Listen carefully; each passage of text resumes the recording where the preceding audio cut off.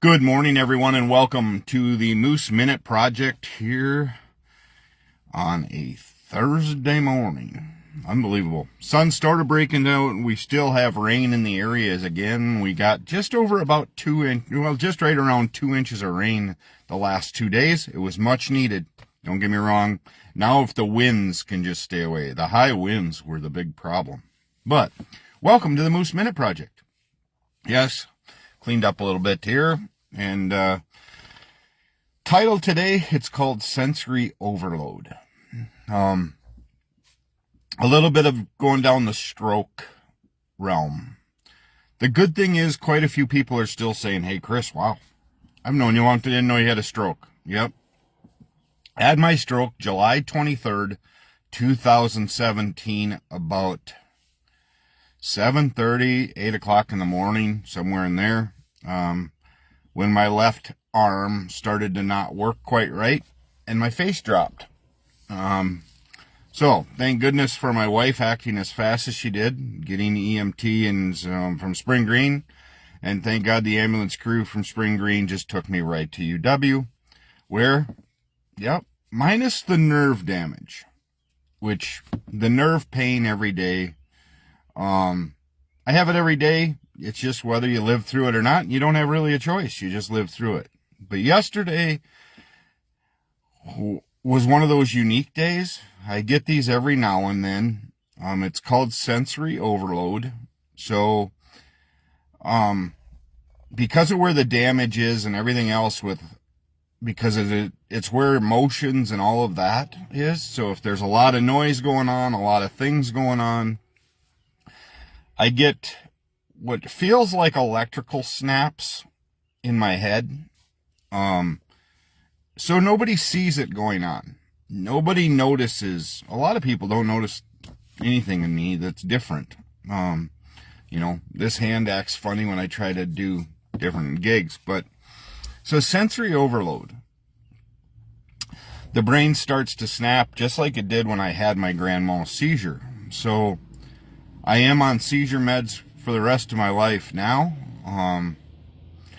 But it took about an hour and a half of being home yesterday of basically shutting my eyes and decompressing for my head to quit doing the snaps, for them to quit sending these, it felt like electrical currents that were hitting a wall. I don't know how to describe it other than that. That's what it feels like, is you get it up in here and it's like it's trying to send the pulse. If you've ever had a tense unit on your hand, which they put on this hand to get it to work, it's very similar to that. Or if you've ever put your tongue on a 9-volt battery, it doesn't give you that pain, but that's kind of the sensation that you get. It's a short surge of electric current that's trying to go through that damaged area in your head. And it's just from everything going on around you, whether it's noises, it's just everything that's going on. So, got through it yesterday. Scares the shit out of me every time it happens, because you just never know. You're always waiting for that foot to drop, the other shoe to drop, and something bad next to happen. I'm doing everything I can. I shouldn't say everything, because I still have problems with stress eating. When I'm stressed, my natural response is to eat. I just had to find alternatives to better scenarios there. But, so yeah, sensory overload. And if you notice somebody that all of a sudden pulls away, if they're at a party or at a family gathering, they pull away and they just end up going to someone else's, like a quiet room, or they go sit outside, whatever it may be. Check on them, no doubt. But also know that they may be this is how they have to handle sensory overload. I tend to pull back, become very quiet, because that's how it takes to, if you've ever had to where you've had high blood pressure or where you feel really anxious, like your anxiety is through the roof, yeah, sensory overload happens with a lot of people that are stroke survivors because our brains have damage. You never, I guess that's also where a lot of people say, Chris, your stroke was 8 years ago. It's just time to move on, get over it. You don't get over it. It's permanent damage. It's permanently done.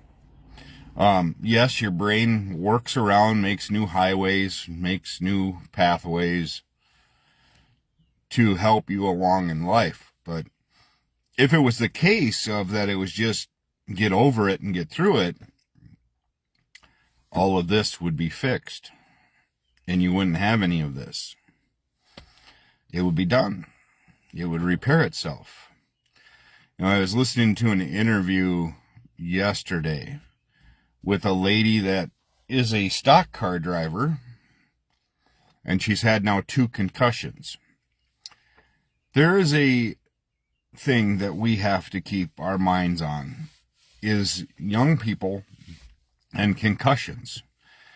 Kind of like my damage is in the brain here, concussions affect, and just like strokes, just like anything else, affects people all differently. Everybody is affected differently. But concussions are getting to the point where young people, if they especially have them over and over, are starting to forget things, starting to not be able to recall things. It's a very severe thing to look at.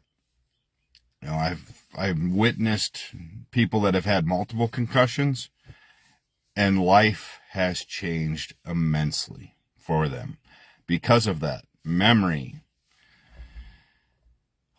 loss of just the thought process, can't complete sentences. And I'm talking young people, especially in soccer. Soccer is one of those sports that concussions are prevalent. A lot of head injuries. So if you know people that have had mental mind damage or brain damage, however you want to call it, any kind of mental hiccup there in the brain, take time and be patient. Stroke Awareness Month is this month, in May. So yesterday was kind of just odd. I started getting those snaps, and that's the only way I've described it to my daughter when she asked yesterday. Because she has an athlete in Green Bay that has the same symptoms that go on, that she gets these, and she's described them exactly the way I did. They're electrical currents that just seem to hit a wall, but they affect your eyes and they make you just very nervous, and then then you get anxiety, and then they start snapping even more, because it's trying to send currents more and more, and it's just like it's hitting a wall. But all of these kind of brain conditions affect everybody differently. And then strokes, especially because of where it happens, affects different parts of the brain. Like mine affected the emotion side. So I am on an antidepressant. I'm also on a seizure medication to balance everything out. But yet I still get sensory overload. And for some reason yesterday, it hit hard. And it freaked the hell out of me, and you get anxious even more. So then you try to become quiet and just keep going, keep plugging away. So if you know people that have had brain damage or anything like that, be patient with them. If you know they are struggling with things and they're trying to take a deep breath, or they happen to go out to their vehicle and just get away from somebody for a minute. Like I said, it took over about an hour and a half, almost 2 hours yesterday since when I got home, to where everything subsided and everything went back to normal. So that's where we're at today. Be kind, be patient, and as always, take time to bless somebody's day today if you can. And it may be just as simple as holding the door or saying hello, because there's a lot of people that are not seeing people smiling lately and saying, hi, how are you? How are things going? Is everything good? And there's people that are going through a lot of stuff that just aren't going to ask for help. They're stubborn, they're prideful, and you would never know that they're struggling the way they are. So, again, have a great day. Thank you to everybody that tunes into this every day. This is video number 230 today. 230 videos I have done for the Moose Minute Project. And again, it's in memory of my mom, who I lost in August to Alzheimer's. And as a stroke survivor, with Stroke Awareness Month being this month, May, I focus a little more on those kind of things. So, again, have a great day. We'll talk soon. I'll be back tomorrow morning with another edition of the Moose Minute Project.